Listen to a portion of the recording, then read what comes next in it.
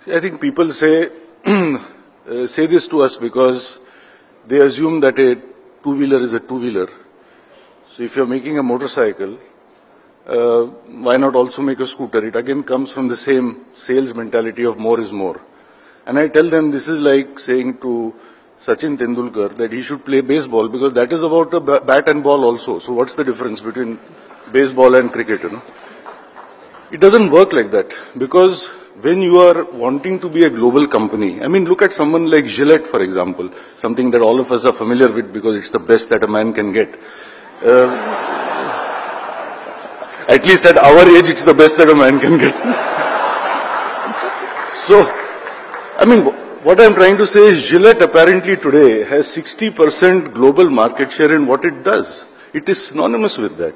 When you think of a burger, you don't go to Pizza Hut. When you think of pizzas, you don't go to McDonald's. So business is more about perception than reality. When a customer walks into my dealership, for me, the most important person in the company is neither the watchman nor the chairman. It's the salesman at the dealership. He has to answer to the customer, why mine? He has to be able to stand up and say, please buy mine because the whole world is buying mine. Because the fact of the matter is we all buy what other people buy.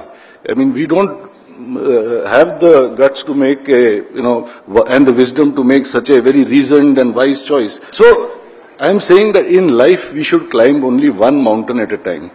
If there comes a time when Bajaj has we have only 10% global motorcycle market share.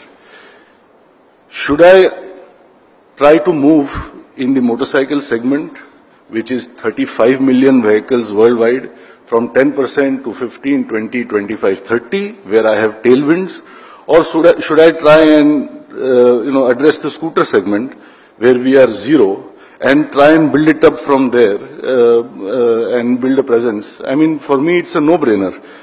But the problem is, again, these management concepts like reimagine and re-engineer. Because I'm told you should reimagine this. So my answer is this, that, I'm always told by media people, by analysts, that this is called de-risking. That scooter bhi hoga, motorcycle bhi hoga, to ye nahi chalega, to ye chalega. This is not de-risking. This is gambling. This is playing darts. This is distraction. And this is fragmentation of resources. I mean, at the end of the day, you must be like Arjun and you must believe you can see the eye of the bird and you must go for it. And if it doesn't work, it doesn't work. At least you gave it the best shot. So that's what I want to say one thing very seriously to all of you. That if your innovation in this country depends on government approval or the judiciary process, it will not be a case of made in India, it will be a case of mad in India. Yoga teaches us, especially if you follow the 8 petals of yoga, to strengthen our immune system from within. It's like saying if you have an accident and God forbid you break your leg, your first port of call is not going to be to use a walking stick. You're going to do physiotherapy and strengthen yourself. In our case, we made a lot of scooters at one time, but our R&D was a big zero. Don't go and tell my father this, otherwise I'll lose my inheritance. But this is my opinion anyway. And the answer to not having an R&D doesn't mean you go and sell something cheap. The answer to not having an R&D is not to go and engage a consultant. The answer to not having an R&D is to develop your own capability. And I started long time back in '96 with 4 young engineers to do that. Why is it in the aviation sector, a sector which is known to be very difficult, Indigo does so well, for example, and Kingfisher does so badly? I jokingly tell people it is because in Kingfisher there is no business model, there are only models.